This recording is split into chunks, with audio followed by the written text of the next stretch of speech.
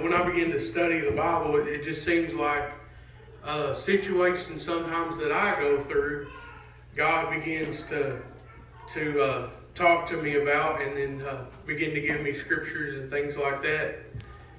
And but anyways, this is something that everybody faces, whether you're young, whether you're old, whether you're in school. It doesn't really matter. It's something that everybody faces. You know, and a lot of times people, when they begin to feel like they fail at things, they begin to feel like a failure. Sure.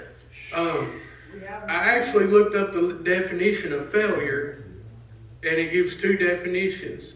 It says it is the lack of success or the omission of expected or required actions.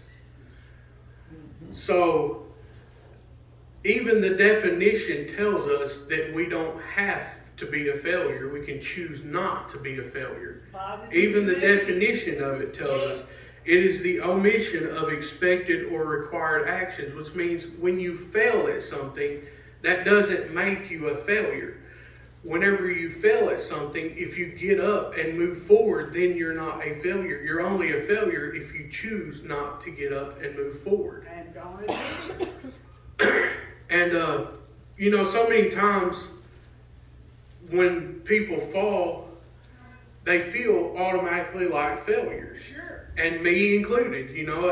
And like I said, a lot of things that I've been getting lately are things that I have been going through myself. And so many times that you may feel like a failure for many different reasons or many different things, you know. It could be because the church may not have grown. It could be that you have financial problems. It could be that, you know, even when you're at work, if you tasks that you're performing at work don't pan out like you plan on them to, it can make you feel like a failure. Many things, you know. In Psalms chapter 37,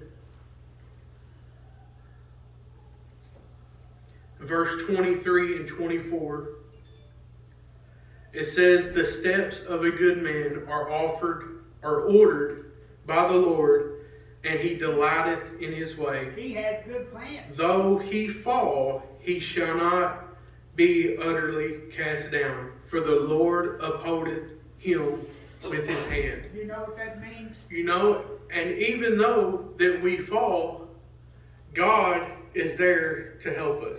God is there to reach out and help us up. That's all right. It is your choice as to whether you reach out and take God's hand or whether you lay there on the ground and stay where you're at. It is your choice. So failure is not something that we have to accept. You don't have to accept being a failure. All you have to do is reach out and take God's hand and allow Him to help you stand up.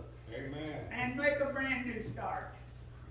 In Psalms chapter 34 and 19, it says, "Many are the afflictions of the righteous, Lots of trouble. but the Lord delivereth How him many? out of them all." Hey, double. You know, so this tells us that when you're a Christian or when you serve There God, ain't gonna be a bed of roses. you're going to have trials and tribulations thrown your way. You're going to fall. You're gonna be tested. You'll be stronger. But the Lord delivereth him from them all. So He's telling us He's there to help us through all this. He's there to help us face all these things that we must go through. You know, no matter what the situation is, He's always there to help us. Amen. In Proverbs chapter 24,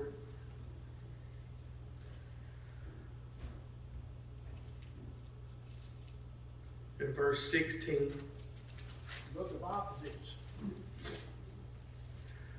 and you know what? The Bible tells us that we're going to fall more than once. Sure. It says, "For a just man falleth 7 times and riseth up again, but the wicked shall fall into mischief." Oh, You know, this tells us that we're going to fall many times.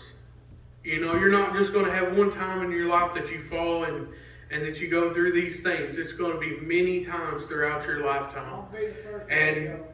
even at a young age, you may have fallen many times already. You know, but Lord makes a way for everything. the important thing is that you get back up. You don't let it hold you down. You don't let it keep you down. You know, God is always there to help us up. All you have to do is accept His help. Amen. You know, and many times people, they Look to His word. they don't want to look to God for help. They want to try to do everything on their own. He said He'd never leave us or forsake us. But you know, Philippians 4:13, it's a famous verse. It says, I can do all things through Christ who strengthens me. You know, and in that verse, Where do we get our strength? we can do all things. Amen. But He doesn't say you're not going to stumble along the way. As a matter of fact, He says you are going to stumble along the way. But we can do all things through Christ who strengthens us. You know, we can move forward with Christ. Amen. You don't have to stay down. You don't have to become a failure.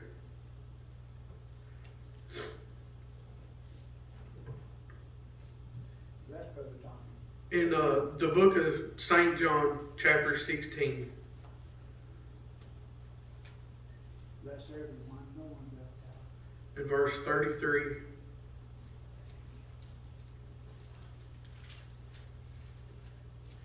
it says, These things I have spoken unto you, that in me you might have peace.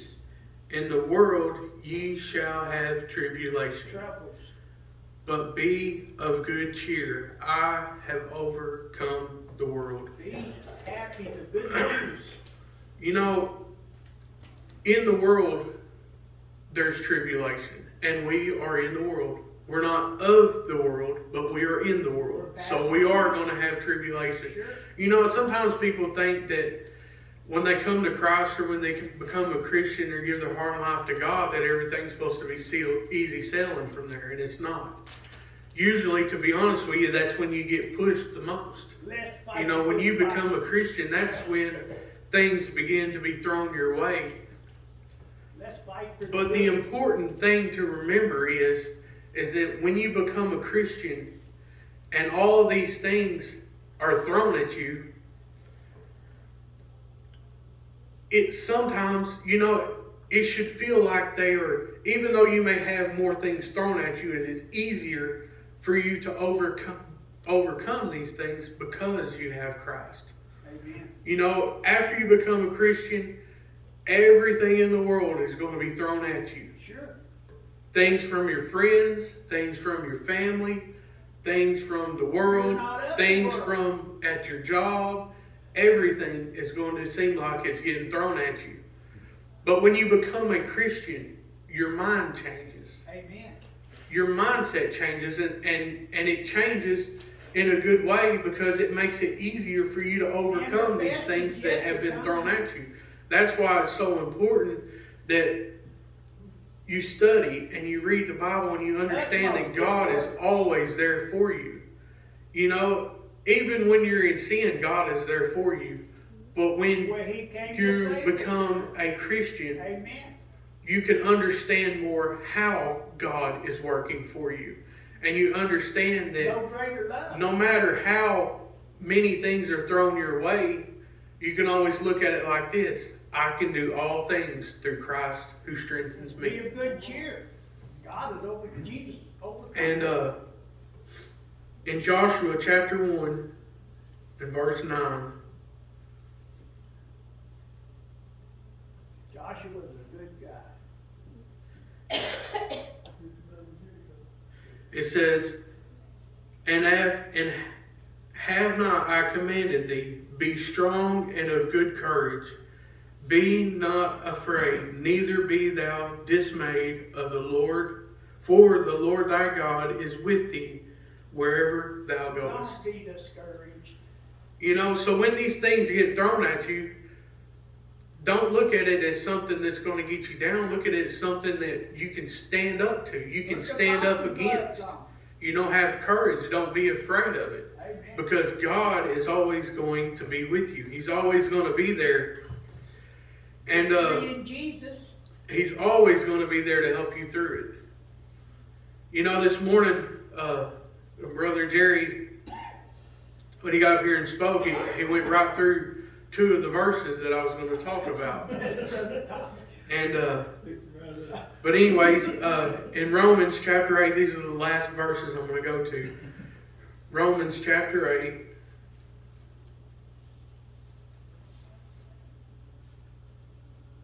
Bless everyone. In verse 36, it says, "As it is written, for thy sake we are killed all the day long. We are counted as sheep for the slaughter." You know, and so many times when you read scriptures in the Bible, they're kind of hard to understand. You know, they're really kind of hard to understand. And God giveth understanding. it says, "For thy sake we are killed all the day long. We are counted as sheep for the slaughter." You know, and to the world, this is all we are. To the world, we're nothing but sheep lined up waiting to be slaughtered. It's not a big laugh. You know, before you become a Christian,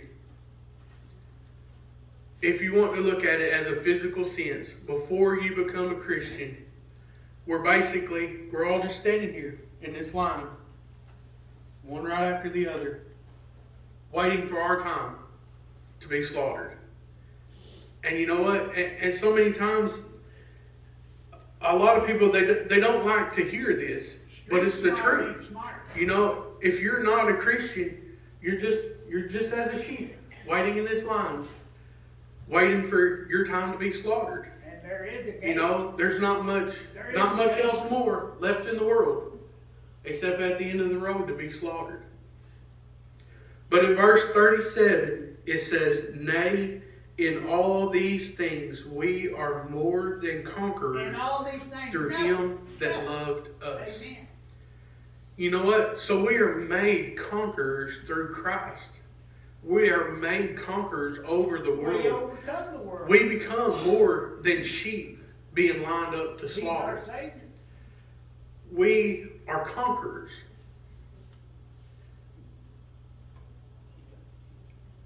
Bless Brother Tom. And you know, so many times, like I said, a lot of the things that I begin to study are just as much for me as anybody else, you know. So many times you go through life and when something bad happens, you know, things get moving in your mind, all these experiences and things get moving in your mind, and you think, well, you know what? I've just basically become a failure, you know. And so many times we go through life many times and feel like failures. But you don't have to accept it. No. You don't have to become a failure, because technically you're not a failure until you give up. If you choose not to get up and press forward, then you can sit down and you can say, you know what? I guess I've become a failure. Just throw that chance away. But you know, you don't have to sit down, because even in the definition, it tells us that it's the omission. It is the omission of it, which means it is the not doing of something. If you choose not to give up, leave it out, then you don't become a failure. You move forward. You press forward. You may fall, but that doesn't mean you have to accept it as being a failure. You can press forward and move on. And through Christ, He gives us the strength to move on. Through Christ, He gives us the strength to continue going forward.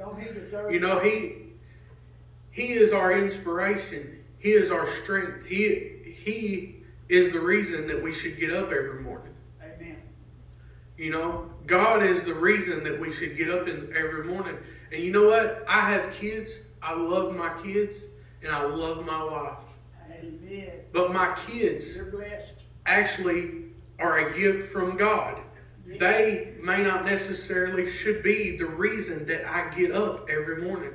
God should be the reason that we get up every morning. Amen.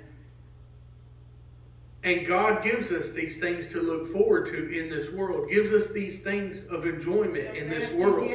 You know, something as special as our children and as our friends and our family. Those are given to us by God. Amen. But they're not the reason that we should get up every morning. God is the reason that we should get up. God is the reason that we should get up and push forward. And so many times, you know, I done a sermon a while back on loving God first. And so many people, they actually don't agree with that. Most Christians do. But there's a lot of people in the world that don't agree that you should love God first. Our Heavenly Father. Because they say, you know, if you have children, you should love your children first. There's plenty of love. Or if you have a spouse, you should love your spouse There's first. plenty of love to go around.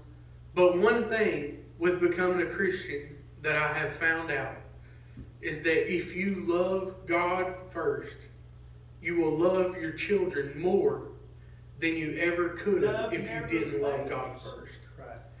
Because when you love God first, He shows you a love that you have never seen, that you have never felt before. When you love God first, it opens up this whole new window of exploration that you can understand more about what love actually I is. once was blind. You know, Now I see. so when you love God first, then you can begin to love the other people in your life more than you ever could have shown them love before. Amen. And I'm going to close with that, but